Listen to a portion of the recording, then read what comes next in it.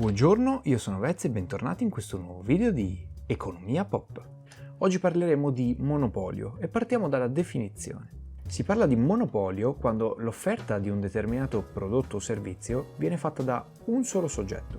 Bisogna a questo punto però distinguere due situazioni molto diverse tra loro: monopolio legale e monopolio naturale. Quando parliamo di monopolio legale, significa che c'è di mezzo lo Stato. Una legge impedisce a chiunque tranne un solo soggetto di produrre quello specifico bene. L'esempio che vedremo tra poco per l'Italia è il monopolio del tabacco. Dall'altra parte abbiamo il monopolio naturale. In questo caso esiste un settore nel quale è talmente sconveniente produrre qualcosa che è difficile che avremo più di un produttore. Un monopolio naturale tende a formarsi nel momento in cui l'unica azienda che riesce a sostenere tutti i grandissimi investimenti che si devono fare in quel settore riesce a abbassare i costi per via del fatto che sta vendendo tantissimi prodotti. Infatti, se non ho concorrenti sul mercato, tutti devono comprare per forza da me e quindi più c'è domanda di quel prodotto, più io guadagnerò e potrò investire in quel settore.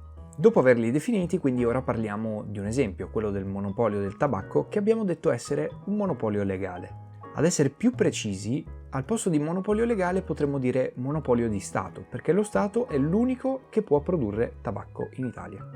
Ora faremo una semplificazione e parleremo solo delle sigarette, ma col tabacco non si fanno solo le sigarette.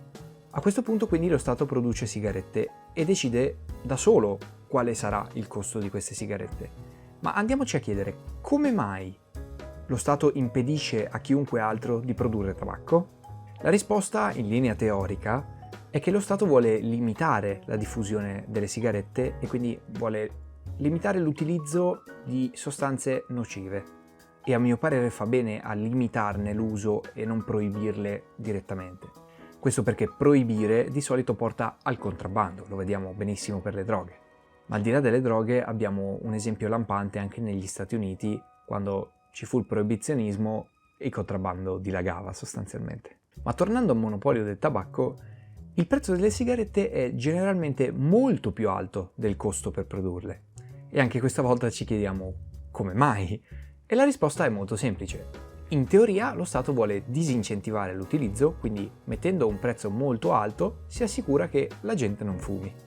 Questa è la motivazione ufficiale ed in teoria è così.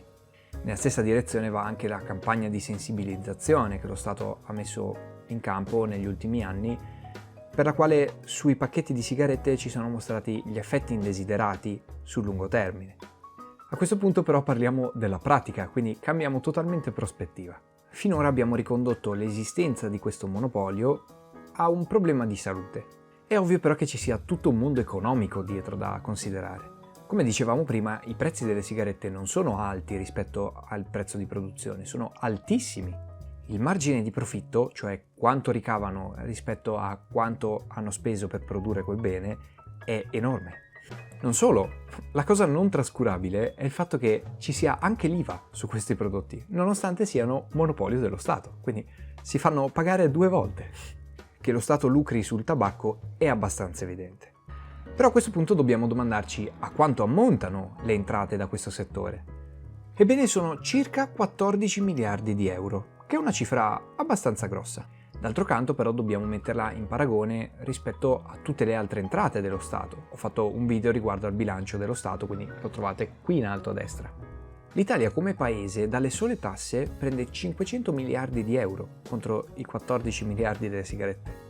Parliamo solo del 3% delle entrate, che ok che siano tanto, però non sono insostituibili. Allo stato attuale delle cose però non sembra esserci l'intenzione dello Stato di ridurre il giro d'affari di questo settore. Detto in altri termini, lo Stato sì disincentiva l'utilizzo, però è molto contento di guadagnarci. C'è però la diffusione negli ultimi anni delle sigarette elettroniche che potrebbe minare un pochino gli affari dello Stato. Ed ecco che anche qui lo Stato ci ha messo lo zampino. Ovviamente nei primi anni era abbastanza deregolamentata la cosa, però nel 2018 i liquidi per le sigarette elettroniche sono diventati monopolio di Stato. Sto parlando di tutti quei liquidi al cui interno c'è la nicotina. Fatta la legge, trovato l'inganno. Se singolarmente prendete ciò che serve per fare il liquido fatto in casa, potete farlo, però io ve lo sconsiglio vivamente perché non siete dei chimici e non sapete quello che state facendo. In conclusione voglio darvi un giudizio personale sulla vicenda. Io non ritengo che sia uno sbaglio fare monopolio di Stato per questo tipo di settore. Innanzitutto perché l'abolizione porterebbe, come ho detto prima, al contrabbando, quindi assolutamente no. D'altro canto, se lo Stato lasciasse alle imprese la produzione delle sigarette, il prezzo è molto probabile che crollerebbe e crollando il prezzo molti più utenti sarebbero disposti a comprarle. E questo porterebbe un drammatico aumento del consumo e allo stesso tempo un drammatico aumento degli effetti collaterali del fumo. Il punto cruciale secondo me è questo. Si tende a fare prevenzione passiva piuttosto che attiva. Mi spiego meglio, molto spesso si dice non fumare, non drogarti e poi si fa tutto un elenco infinito di effetti collaterali. La prevenzione però non può essere portata avanti in questo modo, non si può fare un listone, non entra nei cervelli delle persone.